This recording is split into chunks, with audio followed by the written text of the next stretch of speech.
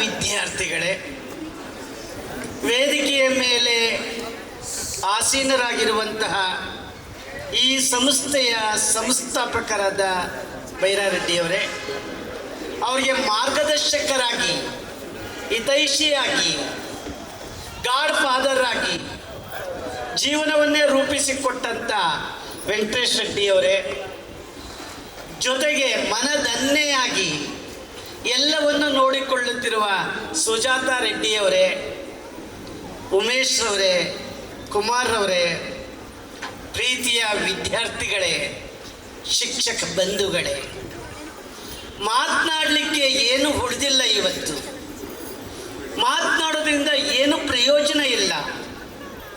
ನಾವು practical man ಆಗಬೇಕಾಗಿದೆ. ನಾನು ನಿಮಗೆ ರಿಕ್ವೆಸ್ಟ್ ಮಾಡ್ಕೊಳ್ಳೋದು, ನನ್ನ ಉಪನ್ಯಾಸ ತುಂಬ ಚೆನ್ನಾಗಿದ್ದರೆ ಗೌರವಯುತವಾಗಿ ಕೂತ್ಕೊಳ್ಳಿ, ವ್ಯವಸ್ಥಿತವಾಗಿ ಕೂತ್ಕೊಳ್ಳಿ, ಬೇಕಾಬಿಟ್ಟು ಕೂತ್ಕೊಳ್ಳೋಕೆ ಹೋಗಬೇಡಿ. ಯಾಕೆಂದರೆ ದಿ ಸ್ಟೂಡೆಂಟ್ಸ್ ನಿಯರ್ಲಿ 18,000 ಕಡೆ 18,000 ಕಡೆ ನಾನು ಸ್ಪೀಚ್ ಕೊಟ್ಟಿದ್ದೀನಿ. 17 ದೇಶದಲ್ಲಿ ಸ್ಪೀಚ್ ಮಾಡಿದ್ದೀನಿ. ಒಂದೊಂದು ಸೆಕೆಂಡು ಕೂಡ ಅದರ ಬೆಲೆ ಏನು ಅಂತ ನನಗೆ ಗೊತ್ತಿದೆ.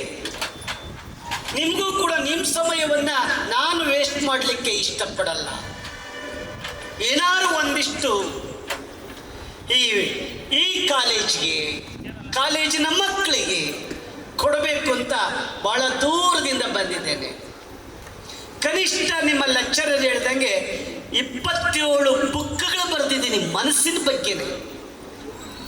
APJ ಅಬ್ದುಲ್ ಕಲಾಂ 40 ನಿಮಿಷ ನನ್ನ ಕಾರ್ಯಕ್ರಮ ನೋಡ್ತಾರೆ ಮೊಘಲ್ ಗಾರ್ಡನಲ್ಲಿ. ರಾಷ್ಟ್ರದ ಅತ್ಯುನ್ನತವಾದ ಪ್ರಶಸ್ತಿ. ಭಾಷಣದಲ್ಲಿ ಯಾಕೆ ನಿಮಗೆ ಮುಂಚೆನೇ ಹೇಳ್ತಾ ಇದ್ದೀನಿ ಅಂದರೆ ಅದ್ರ ವ್ಯಾಲ್ಯೂಬಲ್ ಗೊತ್ತಾಗಲಿ ಅಂತ. ಯಾರೋ ಬಂದಿದ್ದಾರೆ, 1-2 ನಿಮಿಷ ಮಾತಾಡ್ತಾರೆ, ಹೊರಟೋಗ್ಬಿಡ್ತಾರೆ. ಲಿವ್ ಇಟ್, ಡ್ಯಾಮ್ ಇಟ್ ಅನ್ನೋದು ಬೇಡ ಅಂತ. ಒಂದೊಂದು ಮಾತಲ್ಲೂ ಕೂಡ ನನ್ನ ಮಾತಲ್ಲಿ ನಿಮ್ಗೆ ಅರ್ಥ ಇದೆ ಅಂತ. ಈ ಸ್ಪೀಚ್ ಮಾಡೋ ಮಕ್ಕಳೇ ಗಿನ್ನಿಸ್ ರೆಕಾರ್ಡ್ ಮಾಡಿದ್ದೀನಿ, ವರ್ಲ್ಡ್ ರೆಕಾರ್ಡ್ ಮಾಡಿದ್ದೀನಿ. ಕನಿಷ್ಠ 5,000 ಪ್ರಶಸ್ತಿ ಬಂದಿವೆ, 1-2 ಅಲ್ಲ. ನೀವು ಪಡಿಬೇಕು ಅಂತ ಈ ವರ್ಷ ಸರ್ಕಾರ ಕನ್ನಡ ರಾಜ್ಯೋತ್ಸವದ ನವೆಂಬರ್ 1ನೇ ತಾರೀಕು ರಾಜ್ಯೋತ್ಸವ ಪ್ರಶಸ್ತಿಯನ್ನು ಕೊಟ್ಟು 5 ಲಕ್ಷ ರೂಪಾಯಿ ಕೊಡುತ್ತೆ, 25 ಗ್ರಾಮ್ ಚಿನ್ನ ಕೊಡುತ್ತೆ. ಅದೆಲ್ಲವೂ ಕೂಡ ನಾನು ಹೊತ್ಕೊಂಡು ಹೋಗಲ್ಲ, ನಿಮ್ಮಂಥವ್ರಿಗೆ ಕೊಟ್ಟೋಗ್ಬೇಕು ಅಂತ. ಮಕ್ಕಳೇ, ಹುಟ್ಟುವಾಗ ಉಸಿರಿರುತ್ತೆ, ಹೆಸರಿರಲ್ಲ. ಸತ್ತಾಗ ಹೆಸರಿರುತ್ತೆ, ಉಸಿರಿರಲ್ಲ. ಹೆಸರು ಮತ್ತು ಉಸಿರಿನ ನಡುವೆ ಈ ಜಗತ್ತಿಗೆ ನಾವೇನಾದ್ರು ಒಂದಿಷ್ಟು ಕೊಟ್ಟೋಗ್ಬೇಕಾಗತ್ತೆ ಮಕ್ಕಳೇ. ಅದಕ್ಕೆ ಅಲೆಕ್ಸಾಂಡರ್ ಅಂತಕ್ಕಂಥ ಒಬ್ಬ ಚಕ್ರವರ್ತಿ ಇಡೀ ದೇಶ ಗೆಲ್ತಾನೆ, ಜಗತ್ತು ಗೆಲ್ತಾನೆ, ಏನು ಬೇಕಾದ್ರೂ ಮಾಡ್ಬೋದು ಅಂತ ಅಂದ್ಕೊಳ್ತಾನೆ. ದುಡ್ಡಿದ್ರೆ ಸಾಕು ಜಗತ್ತನ್ನು ಗೆಲ್ಬೋದು ಅಂತ ಅನ್ಕೋತಾನೆ. ಒಂದು ಸಲ ಅವನಿಗೆ ಒಂದು ಸಣ್ಣ ಗಾಯ ಆಗುತ್ತೆ. ಇಡೀ ದೇಶದ ವೈದ್ಯರನ್ನು ಕರೆಸ್ತಾನೆ, ಬನ್ನಿ ಈ ಗಾಯ ಕ್ಯೂರ್ ಮಾಡಿ ಅಂತಾನೆ. ಅವ್ರ ಕೈಲಿ ಸಾಧ್ಯ ಆಗಲಿಲ್ಲ. ಇಡೀ ದೇಶದ ದುಡ್ಡು ತರಿಸ್ತಾನೆ, ತಗೊಳ್ಳಿ ಈ ದುಡ್ಡನ್ನ ನನ್ನ ಗಾಯ ಕ್ಯೂರ್ ಮಾಡಿ ಅಂತ ಚಕ್ರವರ್ತಿ ಬೇಡಿಕೊಳ್ತಾನೆ. ಇಡೀ ದೇಶ ತಗೊಳ್ಳಿ, ನಾನು ಕಾಡಲ್ಲಿ ಹೋಗಿ ಬದುಕೋತೀನಿ, ಒಂದು ಸಣ್ಣ ಗಾಯನ ಕ್ಯೂರ್ ಮಾಡಿ ಅಂತ ಕೇಳ್ತಾನೆ ಆ ಚಕ್ರವರ್ತಿ. ಮೊದಲು ಅವನು ತಿಳ್ಕೊಂಡಿದ್ದ ದುಡ್ಡಿದೆ, ಜನ ಇರ್ತಾರೆ, ನಾನು ಏನು ಬೇಕಾದ್ರೂ ಮಾಡ್ಬೋದು ಅಂತ ಅಂದ್ಕೊಂಡಿದ್ದ. ಆದರೆ ಅಟ್ಲೀಸ್ಟ್ ದುಡ್ಡು ಇದೆ, ಜನ ಇದ್ದಾರೆ, ವೈದ್ಯರಿದ್ದಾರೆ, ಒಂದು ಸಣ್ಣ ಗಾಯವನ್ನು ಅವನ ಕೈಲಿ ಕ್ಯೂರ್ ಮಾಡಲಿಕ್ಕೆ ಆಗಲಿಲ್ಲ. ಕೊನೆಗೆ ಸಾವು ಹತ್ರ ಬರುತ್ತೆ ಮಕ್ಕಳೇ. ಮಂತ್ರಿಯನ್ನು ಕರೆದು ಹೇಳ್ತಾನೆ, ಏ ಮಂತ್ರಿ, ನಾನು 3 ಲೈನಲ್ಲಿ ಬರೀತೀನಿ, ಬರೆದು ಸತ್ತೋಗ್ತೀನಿ, ಸತ್ತ ಮೇಲೆ ನಾನು ಏನು ಬರೆದಿದ್ದೀನಿ ಅದನ್ನ ಆ ರೀತಿ ಮಾಡು ಅಂತ ಬರೀತಾನೆ. ಅಲೆಕ್ಸಾಂಡರ್ ಸತ್ತೋಗ್ತಾನೆ. ಆ ಮಂತ್ರಿ ಪೇಪರ್ ಓಪನ್ ಮಾಡ್ತಾನೆ. ಮೊದಲನೇದಾಗಿ ಬರೆದಿರುತ್ತೆ, ಈ ದೇಶದ ವೈದ್ಯರು ನನ್ನ ಆರೋಗ್ಯ ಕಾಪಾಡ್ತಾರೆ ಅಂತ ತಿಳ್ಕೊಂಡಿದ್ದೆ, ಅವ್ರನ್ನ ದೇವರು ಅಂತ ನಂಬಿದ್ದೆ. ನನ್ನ ನೆಗ್ಲಿಜಿಯನ್ಸಿಂದ, ನನ್ನ ಈಗೋಯಿಸಮ್ನಿಂದ ನನ್ನ ಗಾಯ ಉಲ್ಬಣ ಆಯಿತು. ಆ ಗಾಯ ಕ್ಯೂರ್ ಮಾಡೋಕ್ಕಾಗಲಿಲ್ಲ. ಅನ್ಫಿಟ್, ಅವರು ನನ್ನ ಹೆಣ ಹೊರಬೇಕು ಅಂತ ಬರೆದಿರ್ತಾನೆ. ಎರಡನೇದಾಗಿ ಬರೆದಿರ್ತಾನೆ, ದುಡ್ಡಿದ್ರೆ ಜಗತ್ತನ್ನ ಗೆಲ್ಬೋದು ಅಂತ ಅನ್ಕೊಂಡಿದ್ದೆ, ಏನು ಬೇಕಾದ್ರೂ ತರ್ಬೋದು ಅಂತ ಅನ್ಕೊಂಡಿದ್ದೆ. ಆ ದುಡ್ಡೆಲ್ಲ ಇದೆ, ನಾನು ಸಣ್ಣ ಗಾಯನ ಕ್ಯೂರ್ ಮಾಡೋಕ್ಕಾಗಲಿಲ್ಲ, ಈ ದುಡ್ಡು ಕೈಲಿ ನಾನು ಹೆಣದ ಮೇಲೆ ಉದ್ದಕ್ಕೂ ಸುರಿಬೇಕು ಅಂತ ಬರೆದಿರ್ತಾನೆ. ಮೂರನೇದಾಗಿ ಬರೆದಿರ್ತಾನೆ, ನನ್ನ ಬಾಡಿನ ಬಾಕ್ಸಲ್ಲಿ ಮಲಗಿಸಿರ್ತೀರಿ, ಎರಡೂ ಕೈಗಳನ್ನು ಹಿಂಗೆ ಓಪನ್ ಮಾಡಿ ಅಂತ. ಯಾಕೆಂತ ಅವನೇ ಪ್ರಶ್ನೆ ಮಾಡ್ತಾನೆ. ಬರುವಾಗ ಬರಿಗೈನಲ್ಲಿ ಬಂದಿದ್ದೀನಿ, ಹೋಗುವಾಗ ಬರಿಗೈನಲ್ಲೇ ಹೋಗ್ತಾ ಇದ್ದೀನಿ, ನಾನು ಏನು ತಗೊಂಡು ಬಂದಿಲ್ಲ, ಏನು ತಗೊಂಡು ಹೋಗಲ್ಲ. ಮಕ್ಕಳೇ, ನಾವೇನು ತಂದಿಲ್ಲ ಈ ಜಗತ್ತಿಗೆ, ಏನು ತಗೊಂಡೋಗ್ತಾ ಇಲ್ಲ ಈ ಜಗತ್ತಿಂದ. ಆದರೆ ಏನು ಕೊಡ್ತೀವಿ ಈ ಜಗತ್ತಿಗೆ? ಕೊಡಬೇಕಾಗಿರೋದು positiveness, positive attitude, positive behaviour, positive character, positive discipline, positive enlight, positive focus, positive icon. ನೀವೇನು ಕೊಡ್ತಿರೋ ಗೊತ್ತಿಲ್ಲ. ನಿಮ್ಮ ತಂದೆ ತಾಯಿಗಳಿಗೆ ಗೌರವ ಕೊಡುವಂಥ ಆದರ್ಶ ಮಕ್ಕಳಾಗಿ ನೀವು ಜಗತ್ತನ್ನು ಗೆಲ್ಲಿ, ಏನು ಪ್ರಯೋಜನ ಇಲ್ಲ ನಿಮ್ಮ ತಂದೆ ತಾಯಿಗಳನ್ನ ಗೆಲ್ದಲೇ ಹೊರತು, ನಿಮ್ಮ ಗುರು ಹಿರಿಯರನ್ನ ಗೆಲ್ದಲೇ ಹೊರತು. ನೀವು ಕೊಡಬೇಕಾಗಿರೋದು ನಿಮ್ಮ ಗುರು ಹಿರಿಯರಿಗೆ ಆದರ್ಶ ಕೊಡಿ, ಒಳ್ಳೆ ಮಕ್ಕಳಾಗಿ, ಇನ್ನೊಬ್ಬರ ಮನಸ್ಸಿಗೆ ನೋವಾಗ್ದಂಗೆ ನಡ್ಕೊಳ್ಳುವಂಥ ಆದರ್ಶ ಮಕ್ಕಳಾಗಿ. ಇದು ನಿಜವಾದ ಧರ್ಮ. ನಾವು ಚೆನ್ನಾಗಿ ಓದಿದ್ದೀವಿ, ರ್ಯಾಂಕ್ ಬಂದಿದ್ದೀವಿ, ಏನು ಡಬಲ್ ಡಿಗ್ರಿ ತಗೊಂಡಿದ್ದೀವಿ ಅಂತ ನಮ್ಮ ಗುರು ಹಿರಿಯರಿಗೆ, ತಂದೆ ತಾಯಿಗಳಿಗೆ, ಈ ಸಮಾಜಕ್ಕೆ ನೋವು ಕೊಡುವಂಥ ಮಕ್ಕಳಾದರೆ ನೀವು ಬದುಕಿದ್ದೇನು ಪ್ರಯೋಜನ? ಯೋಚನೆ ಮಾಡಿ. ಇವತ್ತು ಬೆತ್ತಲೆಯ ಪ್ರಪಂಚದಲ್ಲಿ ಕಾಲಿಡ್ತಾ ಇದ್ದೀವಿ ಮಕ್ಕಳೇ. ಈ ಕಾಲೇಜಿಂದ ಹೊರಗಡೆ ಹೋದರೆ ಆಗಬಾರ್ದು ಆಮಿಷಗಳು ಬರ್ತಾ ಇದೆ ಮಕ್ಕಳೇ. ಕೇವಲ ಒಂದು ಪೌಡ್ರ್ ಕಾಲಲ್ಲಿ ನಡೆಸ್ಬೇಡ, ಕೇವಲ ಒಂದು ಪೌಡ್ರ್ ಸಾಕು ಮಕ್ಕಳೇ ನಿಮ್ಮ ಜೀವನ ಹಾಳು ಮಾಡಲಿಕ್ಕೆ. ಕೇವಲ ಒಂದು ಸಣ್ಣ ಚಾಕ್ಲೇಟ್ ಸಾಕು ನಿಮ್ಮ ಜೀವನ ಹಾಳು ಮಾಡಲಿಕ್ಕೆ. ಎತ್ತ ಹೋಗ್ತಾ ಇದೀವಿ ಗೊತ್ತಾ?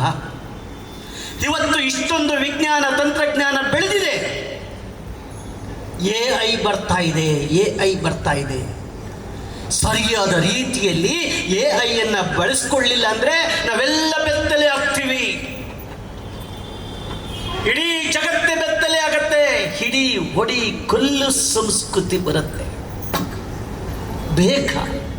ನಾವೆಲ್ಲ ರೋಗಗಳಾಗ್ತಾ ಇದ್ದೀವಿ, ಲೋನ್ಲಿನೆಸ್ಗೆ ತುತ್ತಾಗ್ತಾ ಇದ್ದೀವಿ, ಡ್ರೌಸಿನೆಸ್ಗೆ ತುತ್ತಾಗ್ತಾ ಇದ್ದೀವಿ, ಲೇಸಿನೆಸ್ಗೆ ತುತ್ತಾಗ್ತಾ ಇದ್ದೀವಿ. Because 5C. Avoid your 5C. 1C cell phone. ಇವತ್ತು ಎಲ್ಲವನ್ನ ಬಿಡ್ತೀನಿ, ಸೆಲ್ ಫೋನ್ ಬಿಡಲ್ಲ. ನಿನ್ನೆ ಒಂದು ಹುಡುಗಿ ಬರ್ತಾಳೆ ರೆಡ್ಡಿ, ಮಾಲೂರಿಂದ 8th ಸ್ಟ್ಯಾಂಡರ್ಡ್ ಹುಡುಗಿ.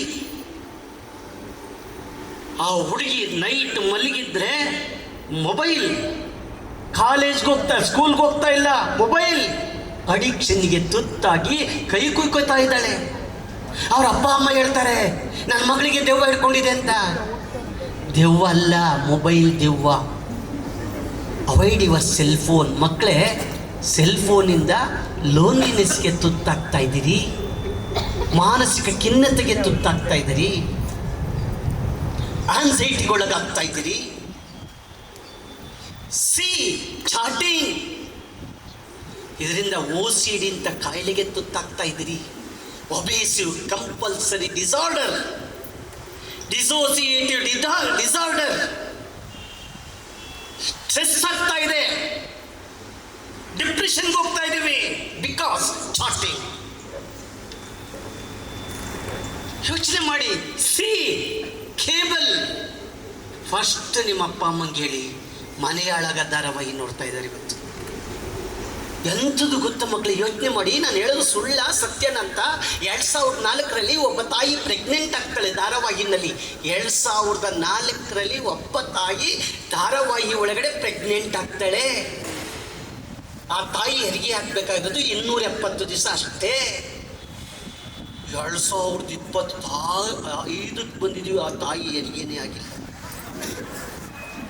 ಎಷ್ಟು ಕಂಟ್ರೋಲ್ ಮಾಡ್ಕೊಂಡಿದ್ದೀವಿ, ಎಷ್ಟು ಮೌಢ್ಯತೆ ಕರ್ಕೊಂಡು ಹೋಗ್ತಾ ಇದೀವಿ ನಿಮ್ಮನ್ನ. ಸಿ ಕೇಬಲ್ ಮಕ್ಕಳಿಗೆ, ಕೇಬಲ್ ಕಿತ್ತ. ಸಿ ಕೆಟ್ಟ ಸಿನಿಮಾಗಳಿಂದ ದೂರ ಇರಿ. ಯೋಚನೆ ಮಾಡಿ, ನಾನು ಹೇಳ ಸುಳ್ಳ ಅಂತ. ಒಬ್ಬ ದೊಡ್ಡ ಕಲಾವಿದ ಇಡೀ ಜಗತ್ತನ್ನ ಗೆಲ್ತಾನೆ, ಯುವ ಮನಸ್ಸುಗಳನ್ನ ಗೆಲ್ತಾನೆ, ಏನ್ ದೊಡ್ಡದಾಗಿ ಇಡೀ ಜಗತ್ತಲ್ಲಿ ಕಲೆಯಲ್ಲಿ ಗೆಲ್ತಾನೆ, ಸಾವಿರಾರು ಅಭಿಮಾನಿಗಳಿದ್ದಾರೆ. ಆದರೆ ಯಾರೋ ಒಬ್ಬ ವಾಟ್ಸಪ್ಪಲ್ಲಿ ಏನು ಅಂದ ಅಂತ ಹೇಳಿ ಕೋಪ ಮಾಡಿಕೊಂಡು ಮಾಡಬಾರ್ದಾಗತ್ತಲ್ರಪ್ಪ. ಇವ್ರು ಇನ್ನೇನು ತಡ್ಕೊಳ್ತಾರೆ?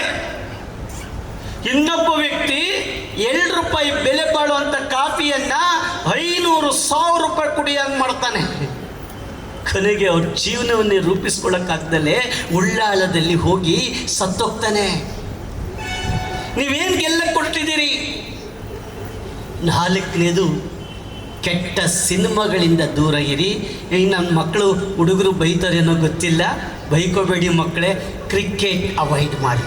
11 ಜನ ದಾಂಡಿಗರು, 12,000 ಸೋಮಾರಿಗಳು ನೋಡುವಂಥ ಕ್ರಿಕೆಟ್ ಅವಾಯ್ಡ್ ಮಾಡಿ. ಹಾಗಾದ್ರೆ ಏನು ಕೊಡ್ತೀರಾ ಸರ್ ನಮ್ಮ ಮಕ್ಕಳು, ನಮ್ಗೆ ಏನು ಕೊಡ್ತೀರಾ ಸರ್ ನೀವು ಅಂತ? 5 ಐ. 1 ಐ ಸೆಲ್ಫ್ ಎಂಕ್ವೈರಿ ಮಾಡೋ ಕ್ಯಾರೆಕ್ಟರ್ ಕಲ್ತ್ಕೊಳ್ಳಿ. ಈ ಕಾಲೇಜಿಗೆ ಬಂದಿದ್ದೀನಿ, ಈ ವಿದ್ಯಾವನ ಕಾಲೇಜಿಗೆ ಬಂದಿದ್ದೀನಿ, ಅಲ್ಲೊಂದು ಒಳ್ಳೆ ಸ್ಲೋಗನ್ ಇದೆ. ಅಲ್ಲಿ ಕಲಿಯುವುದು ಕಲಿಸುವುದು ಒಂದು ಕಲೆ, ಕಲಿತವರಿಗಿದೆ ಬೆಲೆ, ವ್ಯಾಲ್ಯೂ. ಎಂತ ವರ್ಡಿದೆ ನೋಡಿ ಅದರಲ್ಲಿ. ಆ ವರ್ಡ್ನ ನೀವು ಅನಾಲಿಸಿಸ್ ಮಾಡಿಕೊಂಡ್ರೆ ಸಾಕಾಗುತ್ತೆ ಮಕ್ಕಳೇ. ಸೆಲ್ಫ್ ಎಂಕ್ವೈರಿ ಮಾಡ್ಕೊಳ್ಳಿ, ಇನ್ವೆಸ್ಟಿಗೇಷನ್ ಮಾಡ್ಕೊಳ್ಳಿ, ಇನ್ಫಾರ್ಮೇಶನ್ ತಗೊಳ್ಳಿ, ಇನ್ವಾಲ್ವ್ಮೆಂಟ್ ಆಗಿ ಇನ್ನೋವೇಟಿವ್ ಆಗ್ತೀರಿ ಮಕ್ಕಳೇ. ಇನ್ 3 years or 5 years ಸ್ಟ್ರಗಲ್ ಮಾಡಿ. 75 years ಐಷಾರಾಮಿ ಜೀವನ ಮಾಡ್ತೀರಿ. ಆಸೆಗೆ ಬಲಿಯಾಗಬೇಡಿ, ಕ್ಷುಲ್ಲಕ ಆಸೆಗಳಿಗೆ ಮಾತುಗಳಿಗೆ ಬಲಿಯಾಗಬೇಡಿ. ಓದಿ 75 ವರ್ಷ ನಿಮ್ಮ ಕೆಳಗಡೆ 1000 ಜನ ಕೆಲಸ ಮಾಡ್ತಾರೆ, 1000 ಜನಕ್ಕೆ ಅನ್ನ ಕೊಡ್ತೀರಿ ನೀವು. ಈಗ student life is A golden life ಅಂತ ಏನಾರ ಮಜಾ ಮಾಡಕ್ಕೆ ಹೋದ್ರೆ ಮಕ್ಕಳೇ, ಇನ್ನು 75 ವರ್ಷ ಬೆಗ್ಗರ್ರಾಗ್ತೀರಿ. ಯೋಚನೆ ಮಾಡಿ. ನಿಮ್ಮ ಲೆಕ್ಚರರ್ ಹೇಳ್ತಾರೆ student life is A golden life ಅಂತ. ನಾನು ಹೇಳ್ತೀನಿ student life is A struggle life. Struggle ಮಾಡಿದರೆ ಬದುಕಲಿಕ್ಕೆ ಸಾಧ್ಯ ಆಗುತ್ತೆ, ಇಲ್ಲದ್ರೆ ಕಷ್ಟ ಮಕ್ಕಳೇ. ನಮ್ಮ ಸೈನ್ಸ್ ಇಷ್ಟು ಫಾಸ್ಟ್ ಆಗ್ತಾ ಇದೆ. ನಾನು ಒಬ್ಬ ಕರ್ನಾಟಕ ಸರ್ಕಾರದ ಸೈನ್ಸ್ ಆ್ಯಂಡ್ ಟೆಕ್ನಾಲಜಿ ಅಕಾಡೆಮಿಯ ಮೆಂಬರ್ ಆಗಿ ಹೇಳ್ತಾ ಇದ್ದೀನಿ. ಈ ನಾಳೆಯಿಂದ ನಾವು ಮಂಗಳ ಗ್ರಹದಲ್ಲಿ ಸೈಟ್ ಮಾಡ್ತಾ ಇದ್ದೀವಿ, ಮನೆ ಕಟ್ತಾ ಇದ್ದೀವಿ. ನೊಣ ವಾಸವಾಗಿ ಇದ್ದು ಬಂದಿದೆ, ಇಲ್ಲಿ ವಾಸವಾಗಿದೆ, ಜನ ವಾಸ ಆಗಿದ್ದಾರೆ. ಇಲ್ಲಿವರೆಗೂ ಮಂಗಳ ಗ್ರಹ ದೇವರು ಅಂತ ಅಂದ್ಕೊಂಡಿದ್ವಿ, ಪೂಜೆ ಮಾಡ್ತಿದ್ವಿ. ಇವತ್ತು ಇನ್ನಿಂದ ನಾಳೆಯಿಂದ ಮಂಗಳ ಗ್ರಹದಲ್ಲಿ ಸೈಟ್ ಮಾಡ್ತಾ ಇದ್ದೀವಿ. ನಿಮ್ಮ ಮಗು ಮಂಗಳ ಗ್ರಹದಲ್ಲಿ ಮನೆ ಕಟ್ಟಿ ಕೆಳಗಡೆ ನೋಡು ಭೂಮಿ ನನ್ನ ತವರು ಮನೆ ಅಂತ ಹೇಳುವ ಕಾಲ ದೂರ ಇಲ್ಲ ಮಕ್ಕಳೇ. ಅಷ್ಟು ಫಾಸ್ಟ್ ಇದ್ದೀವಿ. ಸೈನ್ಸ್ ಯೋಚನೆ ಮಾಡಿ ಎಲ್ಲಿಗೆ ಹೋಗಿದೆ ಅಂತ. ಸಾವು ಕೂಡ ಒಂದು ಡಿಸೀಸ್ ಆಗುತ್ತೆ ಮಕ್ಕಳೇ. ಸಾವು ಕೂಡ ಡಿಸೀಸ್, ಒಂದು ಕಾಯಿಲೆ. ಸಾವು ಬರಲ್ಲ ಇನ್ನ. ಹೇಗೆ ಸರ್ ಹೇಳ್ತಾ ಇದ್ದೀರಿ? ಸುಳ್ಳು ಹೇಳ್ತಾ ಇದ್ದೀರಿ ಸರ್ ನೀವು. ಇಲ್ಲ ನೋಡಿ, ಕನಿಷ್ಠ 2700ಕ್ಕೂ ಜನ ಸತ್ತಿದ್ದಾರೆ. ಅವರ ಸತ್ತ ಕಣ್ಣುಗಳನ್ನು ತಗೊಂಡು ಜೀವಂತ ಇರೋರಿಗೆ ಕಣ್ಣು ಕೊಟ್ಟಿದ್ದೀವಿ. ಕಣ್ಣು ಕಾಣಿಸ್ತಾ ಇದೆ ಅವರಿಗೆ. ಹಾರ್ಟ್ ಚೇಂಜ್ ಮಾಡ್ತಾ ಇದ್ದೀವಿ, ಸೆಲ್ಸ್ ಚೇಂಜ್ ಮಾಡ್ತಾ ಇದ್ದೀವಿ, ಸ್ಕಿನ್ ಚೇಂಜ್ ಮಾಡ್ತಾ ಇದ್ದೀವಿ. ಅವತ್ತು ಕವಿ ಹೇಳ್ತಿದ್ದ ನನ್ನ ದೇಹದ ಬೂದಿಯನ್ನು ಗಾಳಿಯಲ್ಲಿ ತೇಲಿ ಬಿಡಿ, ಹೋಗಿ ಬೀಳಲಿ ಭತ್ತ ಬೆಳೆಯುವಲ್ಲಿ ಅಂತ. ಈಗ ನಾವು ಹೇಳ್ತಾ ಇದ್ದೀವಿ, ನಮ್ಮ ದೇಹದ ಅಂಗಾಂಗಗಳನ್ನು ದಾನ ಮಾಡಿಬಿಡಿ, ಹೋಗಿ ಸೇರಲಿ ವಿಕಲಚೇತನರಲ್ಲಿ. ಅಷ್ಟು ಫಾಸ್ಟ್ ಇದೆ ಸೈನ್ಸ್. ಆದರೆ ನಮಗೆ ಮೌಢ್ಯತೆ, ಭಯ, ಆತಂಕ, ಡಿಪ್ರೆಷನ್, ಸ್ಟ್ರೆಸ್ ನಮ್ಮನ್ನು ಮನೆ ಮಾಡಿದೆ ಮಕ್ಕಳೇ. ಯಾಕೆಂದರೆ ನಾವು ಪ್ರಶ್ನೆ ಮಾಡೋದನ್ನು ಬಿಟ್ಬಿಟ್ಟಿದ್ದೀವಿ. ಎಲ್ಲಿ ಪ್ರಶ್ನೆ ಮಾಡ್ತೀರಿ ಅಲ್ಲಿ ನಿಮಗೆ ಉತ್ತರ ಸಿಗುತ್ತೆ. ಪ್ರಶ್ನೆ ಮಾಡಿ. ಪ್ರಶ್ನೆ ಮಾಡಬೇಕಾದ್ರೆ ನಿಮ್ಮಲ್ಲಿ ದೇವರು ಕೊಟ್ಟಿದ್ದಾನೆ ಟ್ಯಾಲೆಂಟ್. ಆ ಟ್ಯಾಲೆಂಟ್ ಊರ್ಜಿತ ಆಗಬೇಕು ಅಂದರೆ tight schedule, time table, positive thoughts ಇಟ್ಕೊಳ್ಳಿ. ಅದನ್ನು ಇಟ್ಕೊಂಡ್ರೆ ಯಾರಲ್ಲಿ ಅವು 4 ಟಿಗಳಿರ್ತವೆ. 4D. D discipline, D dedication, D decentness, determination ಆಗ್ತೀರಿ. This is culture. ಮನುಷ್ಯರಾಗಿ ಮಾನವೀಯ ಮೌಲ್ಯಕ್ಕೆ ಬೆಲೆ ಕೊಡಿ. ಅಸಹ್ಯವಾಗಿ ಮಾತನಾಡಬೇಡಿ, ಅಸಹ್ಯವಾಗಿ ವರ್ತಿಸ್ಬೇಡಿ. ನಿಮಗೆಲ್ಲ ತೊಂದರೆ. ಅವರು ಹೇಳ್ತಾರೆ, ಯಾರೋ ಯಾವ ಮಗ ಇವನು, ಇವ್ರ ಅಪ್ಪ ಯಾರು. ನಿಮ್ಮ ಅಪ್ಪ ಅಮ್ಮಂಗೆ ತೊಂದರೆ ಆಗುತ್ತೆ ಮಕ್ಕಳೇ. ಯಾರ ಮಗ ಇವನು ಈ ರೀತಿ ವರ್ತಿಸ್ತಾ ಇದ್ದಾನೆ ಅಂತ ಹೇಳ್ತಾರೆ. ಅಟ್ಲೀಸ್ಟ್ ನಿಮ್ಮ ಕೈಲಿ ಒಂದು ಅರ್ಧ ಗಂಟೆ ಕೂತ್ಕೊಳ್ಳೋಕ್ಕಾಗಲಿಲ್ಲ ಅಂದರೆ, ನಿಮ್ಮ ದೇಹವನ್ನು, ನಿಮ್ಮ ಮನಸ್ಸನ್ನು ನೀವು ಕಂಟ್ರೋಲಿಗೆ ತಗೊಳ್ಳಿಲ್ಲ ಅಂದರೆ ಇನ್ನು ಜಗತ್ತೇನು ಗೆಲ್ತೀರಿ? ಟೇಕ್ ಕೇರ್ ಮಕ್ಕಳೇ, ನಿಮ್ಮನ್ನು ನೀವು ಗೆಲ್ಲಿ. ಈ ಸೈನ್ಸ್ ಇಷ್ಟು ಫಾಸ್ಟ್ ಆಗ್ತಾ ಇದೆಯಲ್ಲ, ಆದರೂ ನಾವು ಮೌಢ್ಯತೆಗೆ ಎಲ್ಲೋ ಕಾಲಾಗ್ತಾ ಇದ್ದೀವಿ. ಗೊತ್ತಿಲ್ಲ, ಮೋಸ ಹೋಗ್ತಾ ಇದ್ದೀವಿ. ಇವತ್ತು ದೇವರು ದಿಂಡ್ರುಗಳ ಹೆಸರಿನಲ್ಲಿ ಬಲಿಯಾಗ್ತಾ ಇದ್ದಾರೆ ಜನ. ಎಷ್ಟು ಜನ ಬಲಿಯಾಗ್ತಾ ಇದ್ದಾರೆ. ಹೇಳ್ತಾರೆ ದೆವ್ವ ಬಂದಿದೆ ಅಂತ. ಇಲ್ಲ ಮಕ್ಕಳೇ, ಅದೊಂದು ಮಾನಸಿಕ ಕಾಯಿಲೆ. ನಾನೊಂದು MA ಇನ್ ಸೈಕಾಲಜಿ